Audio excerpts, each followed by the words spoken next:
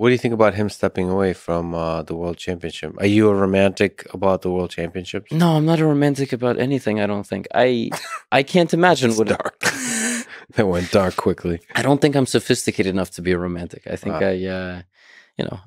I taught chess and now I make YouTube videos. I'm not qualified on the subject of romanticism, but You don't think it's a beautiful game?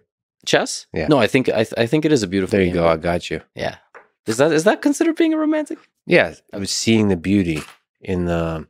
You can be like Bach and seeing the math in the music, or you can see the beauty, the magic. I think I see beauty in certain types of chess for sure. Not in all chess. So I'll partially romantic. Part-time romantic. Yeah. Yeah. So what do you feel about Magnus stepping away from the World Championships? Disappointing, but understandable. Can you steel man his case? What's understandable about it to you? I don't think it's as prestigious as it could be. I don't think... The World Championship? Yeah. Why does Magnus still sign everything as world champion then?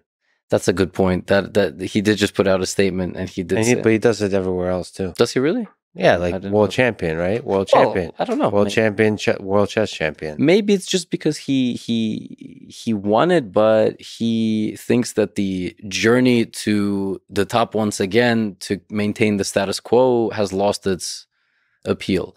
You know what the example that I like to make? I'm a big fan of UFC. Mm-hmm. So we've never really seen, with the exception of Georges St. Pierre, walking and Khabib, but Khabib was kind of a different story, walking away from a belt at the absolute zenith of their career. But also in the UFC, champions are extremely well taken care of. I mean, champions have some of the best lives. Of course, you can argue not all champions. You can say some of the lower weight divisions, yes. But what I'm saying is a lot of them get all the sponsors. They get massive paydays. They're international celebrities. I don't think chess has that. In fact, the World Championship of Chess prize fund has not changed much in like 40 years.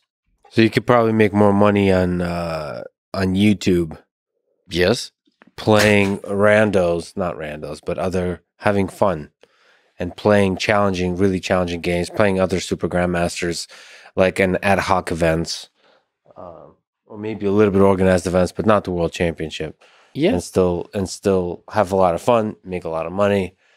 Get everybody excited, all that kind of stuff. Yeah. So for Magnus specifically, and we're using him because he's the world champion, if he wins every tournament that he plays in over the course of a year, which is really not even that crazy of an estimate, because that's really how it seems sometimes. Yeah.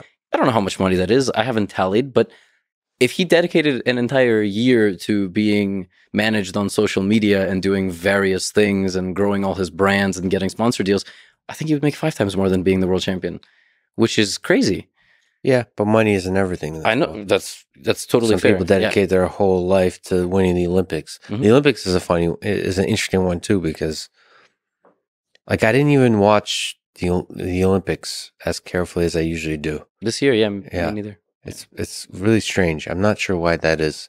And during COVID, I'm not sure. That was weird. I don't know if it's losing its magic. Part of it is also the people that own the Olympics and the way they distribute it. They make it a little bit more difficult to watch. Like it should, in my opinion, it should all be just available on YouTube and easily accessible. It's like the difference between like SpaceX and some other like even NASA. Just SpaceX is better at streaming their launches and commentating them. And they've made NASA better as well. But just like the ability, it sounds ridiculous, but making it more frictionless for people to watch, get excited, to share, all that kind of stuff. Yeah, like I'm not exactly sure where the magic like balance is between the classy traditional world championships and the kind of dramatic, exciting streamer world. And it feels like for the world championships to be relevant, they have to find that balance. Yeah. Well, this recent one I was It's pretty good commentating. Yeah. No, I'm not. I'm not even necessarily talking about myself. There was a lot of. No, that was the worst part for me. No, there was. Well, you did amazing. Yeah, I appreciate that. It was a lot of. It was a big arms race, so every major chess platform tried to get one super grandmaster. Vishwanathan Anand, Fabiano Caruana, you name it. They were basically involved. And to go back to that point, the big question is money. And if Magnus is not motivated by money, if the prize fund for the next world championship was $10 million, would he play it? If he says no, then it must be something else. It must just be a matter of something's not worth it. It's not worth it. You got to take him at his word. And his word is like, there's too much stress to the low sample play. Yeah. Like, I want to play many more times. Yeah. He wants to play more. He wants to make games. it more interesting. Yeah, exactly. Yeah. More shorter games. Like where you can increase the possibility of pure chess. Whatever the heck that means. Yeah, but we can't go back to the first Karpov-Kasparov match, which they had to stop due to health concerns. I mean, the guy went down 5-0, and it was first to 6 wins, and draws didn't count. So draws didn't amass to the total score. There was no best of system. So what happened there?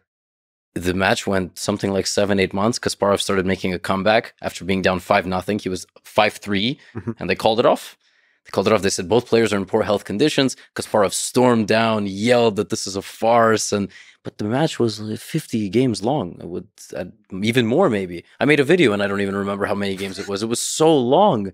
Can you imagine? Bobby Fischer wanted something almost as extreme. Draws don't count. It's first 1 to 10 wins, and if it's 9-9, the world champion retains his title. So you have to beat the world champion 10-8.